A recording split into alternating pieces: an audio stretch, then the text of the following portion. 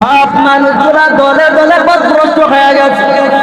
কেউ মূর্তি পূজা করে, কেউ উকলি পূজা করে, কেউ বা আবার পাথর পূজা করে, কেউ বা আবার ওই আসমান পূজা করে, কেউ বা আবার সূর্যের পূজা করে।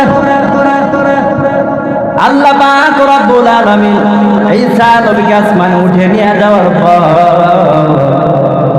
500 বছর পর্যন্ত দুনিয়ার মধ্যে কোনো নবী রাসূল পদার্পণ করেন না। আসার কারণে সব মানুষগুলা দলে দলে দলে পথভ্রষ্ট হয়ে গেল।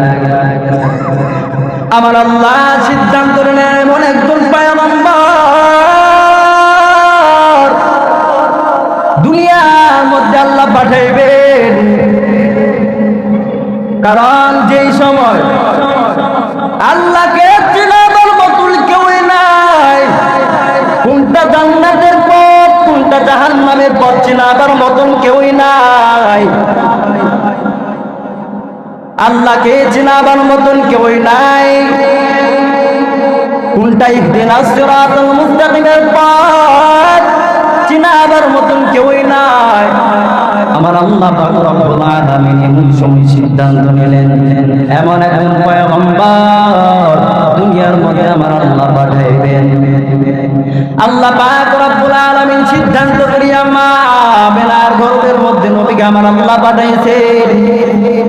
মা আমেনার গর্ভের মধ্যে যখন নবী আসলেন, মা আমেনা ডাক দেয়া কয়, দুনিয়ার মানুষ,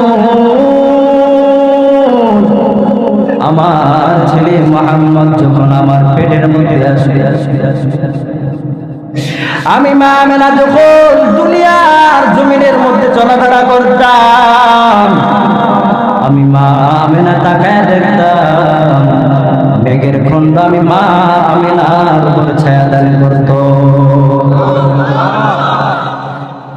আব্দুল্লাহর ছেলে মুহাম্মদ বলে, মুহাম্মদ যখন আমার পেটের মধ্যে আসলো, আখির জামানার পয়গম্বর রাহমাতুল লিল আলামিন যখন দুনিয়ার মধ্যে পদার্পণ করলেন, মা আমেনা ডাক দেয়া কয়, মুহাম্মদ যখন দুনিয়ার মধ্যে পদার্পণ করলেন, আমি আমেনা তাকায় দেখি চতুর্দিকে নূরের আলো চমকে গেল। আল্লাহু আকবার।